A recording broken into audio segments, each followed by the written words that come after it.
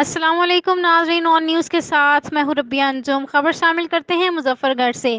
مظفر گڑھ آن نیوز کی خبر پر فوری ایکشن، تھانہ خان گڑھ کے اے ایس آئی کی رشوت لینے کی خبر پر ڈی پی او مظفر گڑھ کا نوٹس اے ایس آئی کو معطل کر دیا گیا۔ تفصیل کے مطابق گزشتہ روز تھانہ خان گڑھ کی چوکی بلے واہن کے انچارج اسسٹنٹ سب انسپکٹر محمد اکرم کی رشوت وصولی کی ویڈیو اور خبر آن نیوز نے نشر کی تو ڈی پی او مظفر گڑھ محمد حسن اقبال نے فوری نوٹس لے لیا۔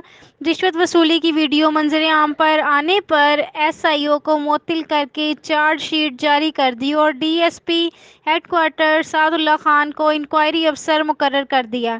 D S P Saad Ullah inquiry کریں گے۔ بعد ازاں رشوت وصولی کے مرتکب اے ایس آئی کے خلاف محکمانہ قانونی کارروائی عمل میں لائی جائے گی۔ رپورٹ کرتے ہیں رپورٹر مجیب الرحمان شامی، آن نیوز مظفر گڑھ۔ لائک کریں، کمنٹ کریں، شیئر کریں اور بیل آئیکن کو پریس کرنا مت بھولیں۔